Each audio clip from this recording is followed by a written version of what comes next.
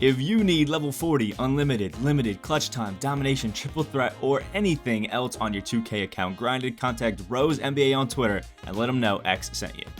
Here are the top 10 best centers in 2K23 MyTeam. So we are here yet again on 2KDB with everything just kind of sorted. Center includes secondary position and just having some fun. And we are also just ignoring the Dark Matter, Tim Duncan, AD, and Patrick Ewing. I do think AD is available. He's just not quite the most common yet, but probably on the tier list. I will include him when we do it in like a week or two. So either way, we're going to just hop into it. No 10 through 1 and 1 through 10. We're just starting it off. Controversial pick here though, Bull. 7'2", 7'7" wingspan, and I'm being honest, I made a really solid unlimited run using Bull as my backup center and using Joakim Noah as my primary, and my god, was Bull just good, man. Bull is just a nice, smooth, consistent release. It is a little bit slow, the Bull jumper on normal, but the guy is just massive. He doesn't have like the greatest, defensive badge or anything like that, but I swear to god, he just out rebounds people because he is so much taller. That 68 speed feels like a glitch on a guy his size, and his finishing was absolutely crazy because his wingspan is just massive. If I'm being honest, I think Bull is super slept on right now, and I think has gotten pretty cheap with the new Season 2 update, so definite W for Bull there. Next, Karl-Anthony Towns. I'm not the biggest fan of Cat, but I can't ignore the fact that the guy's good. I would definitely add something like a Slithery if you plan on using him for quite a bit of finishing, but I mean, the guy's got Hall of Fame, catch and shoot, Claymore, and corner specials, and guard up. Corner special and guard up are kind of meh, but the guy is just great. Great post game, 90 shot 3. He's got the cat jumper on normal dribble style, and the duo with Anthony Edwards is but he is a great rebounder, solid enough defender, although it's not amazing, and a really good finisher. I mean, the bully is great. I just like Slithery because it helps you mitigate some of that contact, but just all around, super great card. If you're looking for a shooter, he's definitely it. If you don't really feel like rocking with Bull or anything like that. Next, we get my man Joakim Noah. This guy is a demon. I was actually greening. I greened a few threes. It wasn't a lot, but it was a few threes to Joakim Noah, just taking him in the corner and things like that. But he's just great. 6'11", 7-foot wingspan, has a 79 midi, and some people just forget that he actually can shoot from the mid-range, especially with a coach boost. Is an 83 mid-range. That is lethal, and he has a pretty nice jumper. Also, the defense is just crazy. One of the few cards with Hall of Fame anchor and having clamps as well at the big man position, so that's just great. I also love the fact that he's a great playmaker, so if you're sitting in the post with Joakim Noah, you have needle flitter, dimer, and post playmaker to just help, the kickoff passes and things like that. Really great under Joakim Noah, and especially that defense. If you just play straight hands up defense, no jumping, no blocking, that Hall of Fame anchor really pops in and helps you out a lot, as well as that Hall of Fame chase down artist. Just a great card that I really love running, and was going against a lot of the guys that are higher up on the list and was consistently outperforming them with Joakim Noah. He was basically a double machine, at least 12 and 8 every single game. It was just awesome to see. Next, Chris Bosh. I mean, you gotta have Chris Bosh on the list because the guy's the best shooting big man in the game, in my opinion. He has one of the best jumpers in the Chris Bosh jumper on normal, has decent enough dribbling, has Hall of Fame Claymore and corner, has goal catch and shoot, slippery off ball volume shooter, has decent enough defense with silver anchor, and is actually pretty solid. And great post moves with really good speed. He also has a duo with Dwayne Wade, just in case you want it, which gives him Hall of Fame rebound chaser as well. All around great card. I just think he's super fun, and he's also a great power forward for anybody that's trying to have, a versatile big man that can do a little bit of both. Chris Bosh is just great. Felt solid on defense, felt solid on the post. He's just a good card, and the jumper is just money. Has a great release height, hard to guard. Chris Bosh is good. Next, we got my man Will Chamberlain. If you're also looking for another version of like Joakim Noah, just a little bit better, Will is your guy, man.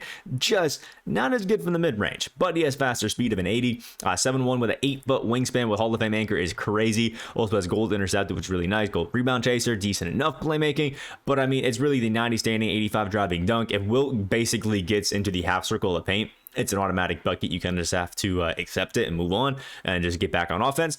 But Hall of Fame fearless finisher, bully, and masher is really where it comes in clutch. Super great. Also out of the solid if you can. He does have the ability to hit middies if you add like a blinders on, or not blinders, Claymore onto him, just because it helps a little bit. But that Patrick Ewing jumper is not the most amazing. But all around 4A center, he does what we need him to do. He blocks shots, gets boards, and dunks on everybody. Next, Jermaine ONeal, 6'11", 7'3" wingspan, and a great guy in the post. The Keldon Johnson jumper on normal is actually super solid, and damn, does that 89 strength come in handy. The Hall of Fame bully just shoves people out of the way, has decent enough three to be able to consistently hit. Hall of Fame vice grip is crazy, has great dribbling for some reason, and honestly, I've got cooked by this Jermaine ONeal more times than I guess I care to admit. He is an all-around great card that I've seen so many people cook with. He's good at the 4, he's good at the 5. He is just a great all-around card, and if you are using him, you honestly should add something like clamps onto him to really help. Even quick first step can actually be super cheesy as well, but honestly, really, there's no bad way to get him out. He's a great card. Next is my man Kevin Garnett, 6'11", 7'2" wingspan, and just like Will Chamberlain, absolutely insane defender, arguably a better defender than Wilt because he has versatility. Silver challenger, silver clamp, silver pick dodger, bronze glove with that Hall of Fame anchor interceptor. Also has gold quick first step, gold catch and shoot, and claymore means his 73 shot 3 feels so much better than it is. Now, jumper's not the fastest, it's not the greatest, it's not the most consistent, but it's still good, and I've had a lot of fun, going or playing with Kevin Garnett, and not so much fun going against him, so be a little bit careful with it. He is a great all-around card, and you honestly will be surprised by how great he is defensively, and his post game is obviously great as it should be, with really great finishing as well. Just an all-around great card.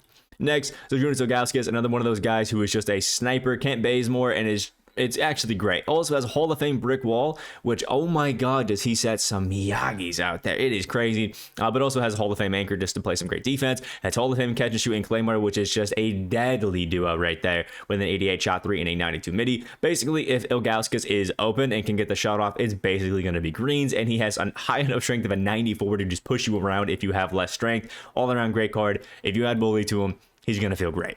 Next, Kevin McHale. Great all-around card, super versatile and plays just like Kevin Garnett. 6'10", 7'11" wingspan. Is just that versatile guy that's going to be around everywhere, and has Hall of Fame Challenger, which is broken. Hall of Fame Challenger is the badge that allows you to contest on the perimeter. So if you're going against another shooting big man, Kevin McHale is great at getting those contests, along with Hall of Fame Intercept to get those steals, play those passing lanes, silver clamps to stay on people, and Hall of Fame Anchor to play that defense in the paint. Has an 83 shot 3 with the Sengun jumper. It's not the craziest, but it's still pretty good. And is a default swing layup package and very basic dunking, which is what we want. If you're using this Kevin McHale long term, highly recommend a posterizer. Don't know why he doesn't have it, but the Hall of Fame post playmaker is gonna be nice. Already has catch and shoot and claymore, which is basically enough to consistently shoot with a center. But if you're greening pretty consistently, Green Machine's actually a really great badge this year as well. All around, pretty good. Kevin McHale, super fire, super fun. And last but not least is going to be Jonas Ilgauskas, who is going to be my next centerpiece exchange. 7'3", 7'6" wingspan, and in my opinion, just a better version of Ilgauskas. He doesn't have Hall of Fame anchor, but does have it on gold, and has Hall of Fame brick wall, dimer, needle threader, break cutter, post playmaker, catch and shoot, and claymore with gold, Green Machine, and blinders. Has a 90 strength, has a decent enough speed, a 92 shot 3, going to be one of the best shooting big men in the game, the Ariza jumper on normal, and is just a crazy good playmaker. I personally just love centers that can also play make on top of having good offense. You can try to just hold them, call for those backdoor cuts, especially right now. It's super cheesy, and Arvidas is literally the perfect play style for it, and might be because he fits my play style perfectly, which is super fun. So that's a personal top 10 list. Let me know what your guys would be down in the comment section below. Like if you guys did enjoy, subscribe if you're new, all that wonderful stuff, and I'll see you guys in the next video. Alright, so I messed up. No webcam on this, but messed up. Forgot to put Joel Embiid in my top 10, which is obviously blasphemous, but Joel Embiid should be somewhere in the top 10. You can knock Bol out of it and then throw Joel Embiid in there. But yeah, slight mistake. It is what it is, but Joel Embiid definitely should be in the top 10. Either way, here we go.